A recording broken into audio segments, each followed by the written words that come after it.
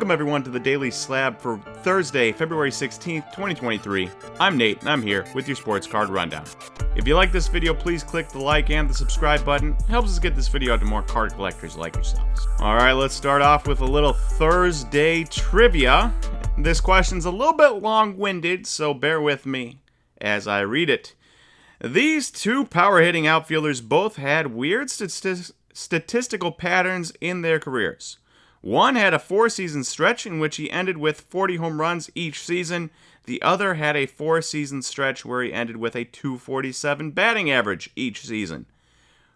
What are the names of the outfielders? Which outfielder had 4 straight years of 40 home runs exactly? Which outfielder had 4 straight years of .247 average exactly? I will give you the answers at the end of the show.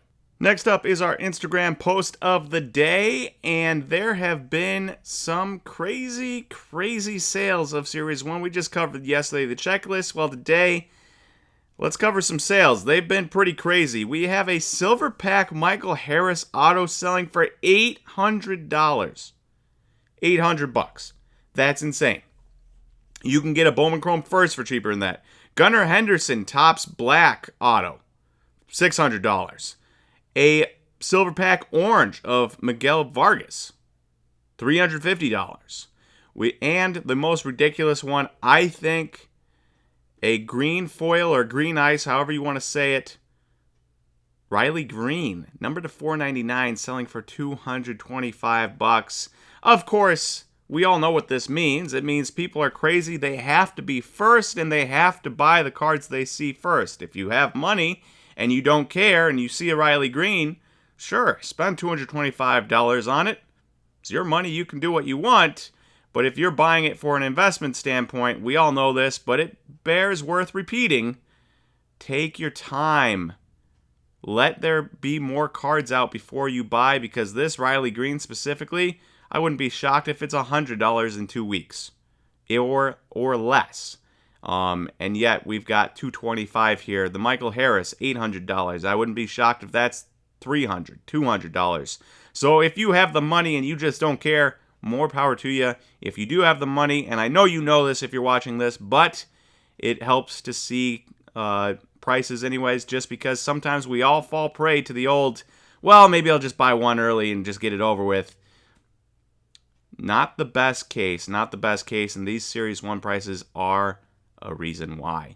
Crazy prices. On to our trender for today, and our trender is Alphonso Davies. Now, he has not had the best 2022-2023 season so far. He is a left back, so statistically he's not going to get a ton of counting stats, goals, and assists.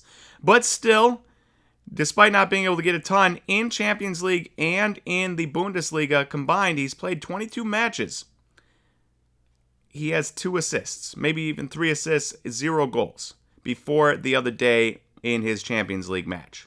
The other day, he goes against PSG, has the biggest assist possibly of his career to put up Bayern up 1-0 in a 1-0 win. The game-winning assist there for Alphonso Davies.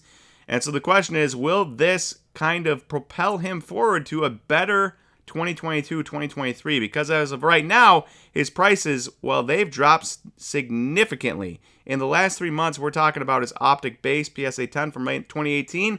It has dropped 62%. It has dropped $105.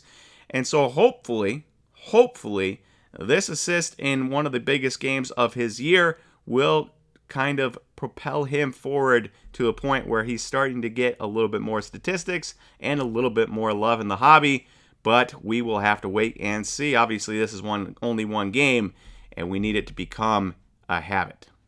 All right, as for our trivia, the 2 outfielders, one that had 4 straight 40 home run seasons and one that had 4 straight 247 average seasons, well, the 40 home run season, that was Adam Dunn, who did it 4 straight years with the Reds.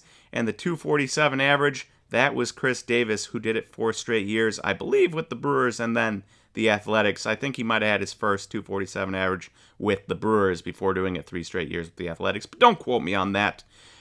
The reason I want to bring these guys up, outside of a fun little trivia thing, is because these are two of the most prestigious power hitters of their era for at least a little bit. Adam Dunn, 400 plus home runs. He had those 4 straight 40 home run seasons. He had a 46 home run season before that. I think he had another 42 home run season, a couple 38 home run seasons. He was one of the best power hitters of an era, and yet his most expensive card that sold in the last year and a half is this Upper Deck Premier MLB Logo Patch 101 that sold for $463. On the Chris Davis side, he had 3 straight years of 40-plus home runs, including 48. What's shocking is he fell off in 2019 when everyone else was hitting home runs. He didn't. You would think that'd be the year he'd hit 50. But Chris Davis had 3 straight years of 40-plus home runs, and yet his most expensive card was a 2011 Bowman Chrome Red Auto number to 5 that sold for $375 on May 24th within the last year and a couple months. Now, I'm bringing this up because a lot of people like to look at prospects and say, oh, he has a ton of power. Specifically, a guy like John Kenzie Noel for the Guardians. Ton of power, had a great year, low averages, big power, and you're looking here at a 2022 Bowman Chrome Orange Shimmer Auto number 25, SGC 95 that sold for $500 on the 16th of January. That's a healthy price. That's more expensive for an Orange Shimmer Auto than either of these 2 other guys. These 2 other guys combined for 700-plus home runs in the majors. He has yet to make the majors.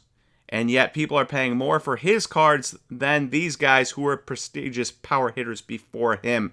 And so I'm just bringing it up to make sure you guys think it through, because if he fulfills his upside, what are we hoping he becomes Chris Davis or Adam Dunn?